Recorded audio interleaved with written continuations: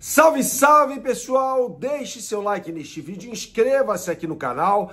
A gente fala muito sobre Flamengo por aqui. A gente dá um tempo neste momento do assunto da Libertadores, se é que é possível fugir disso, para falar sobre um feito histórico do Flamengo. Atenção!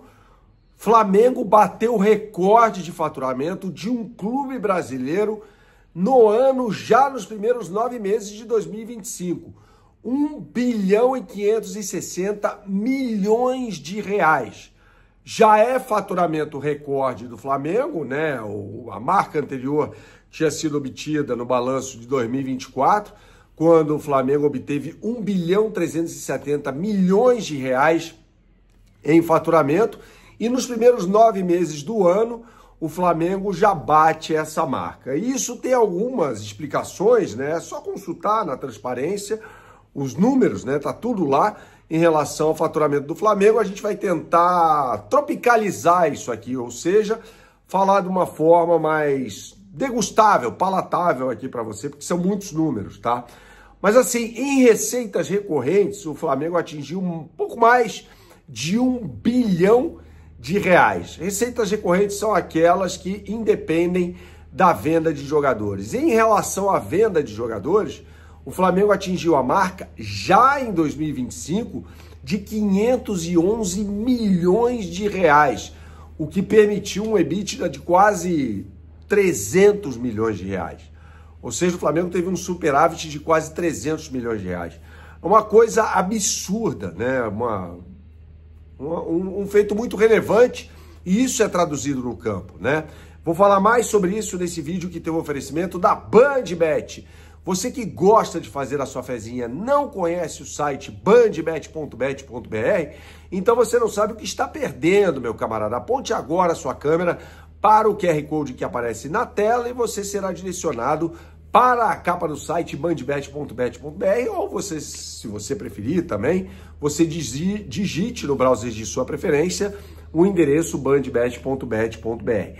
E aí você já vai ter lá as melhores oportunidades do mercado para o jogo entre Flamengo e Sport neste sábado, às 9 horas da noite, pelo Campeonato Brasileiro. O Flamengo reencontrando sua torcida depois da classificação histórica para a final da Libertadores no próximo dia 29, né, em 29 de novembro, em Lima. Então tem tudo lá com combinadinhas que eu sugiro para você, ou seja, um mercado imperdível para esse jogo que opõe um dos postulantes ao título, ao lanterna do Campeonato Brasileiro. BandBet, um lance, infinitas possibilidades.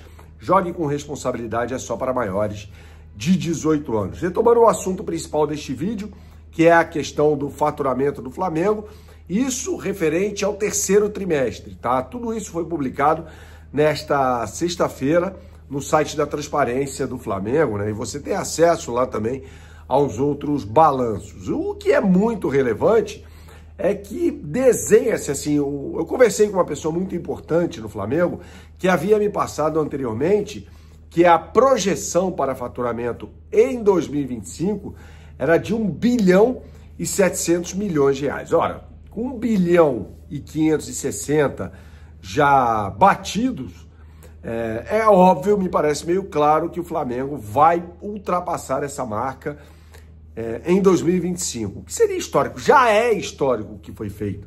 Como eu disse, é um faturamento sem precedentes na história do futebol brasileiro. E eu acho que isso é um motivo de orgulho danado para o torcedor do Flamengo, sabe? E, inclusive, eu acho que o Felipe Luiz foi muito feliz na entrevista coletiva pós-jogo contra o Racing, um empate por 0-0 em Avejaneda, quando ele fala do processo que começa em 2013, né? Que o Flamengo, gente, eu já conversei, inclusive, com Valim Vasconcelos aqui no canal também, que fez parte da Chapa Azul, e o Bandeira de Melo acabou sendo escolhido para ser o presidente, porque é o candidato a presidente, e ganhou a eleição, porque o Valim estava impedido por conta de questões estatutárias. O Valim falou, Bernardo, a situação financeira do Flamengo em 2012 para 2013 era muito pior do que você pode imaginar. O Flamengo teve de cortar na própria carne, né? Devolvendo, por exemplo, o Wagner Love ao futebol russo, porque não tinha mais como pagar os salários do jogador. E o Flamengo teve times ruins no início dessa gestão e ganha a Copa do Brasil em 2013 e tal, aquela coisa toda. E aí o faturamento começa a subir assustadoramente, né? E aí atinge uma marca, como eu disse, que nunca foi sequer cogitada no futebol brasileiro. E a tendência é que isso aumente.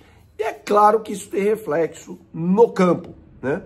Vale lembrar que essa gestão pegou o Flamengo com um caixa quase zerado, né? Porque teve a compra do terreno do gasômetro no ano passado, houve contratações ali nos estertores da gestão do então presidente Rodolfo Landim, como o Alcaraz, a contratação então mais cara da história do Flamengo, o próprio Plata, né? Jogadores que chegaram ali, até numa tentativa de reeleição, de repente, não sei.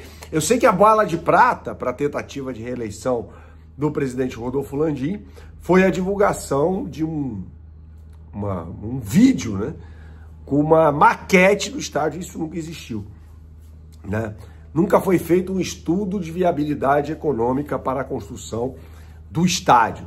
Então, assim, fique com esse número na cabeça de 1.560 bilhões de reais e sinta orgulho disso, torcedor rubro-negro, porque é algo, como eu disse, sem precedentes, ou seja, nunca houve isso na história do futebol brasileiro. E aí a gente vê também a meta batida, né?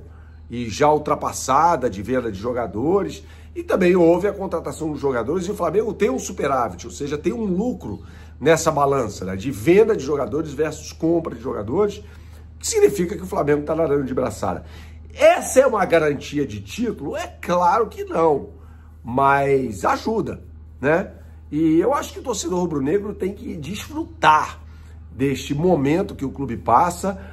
O Flamengo atinge sua 4ª final de Libertadores desde 2019. Gente, eu cresci vendo o Flamengo apanhando a Libertadores, cresci, virei adolescente, em 88 eu tinha 5 anos de idade, virei adulto e continuando ver o Flamengo pagando micaços na história, né, da Libertadores da América.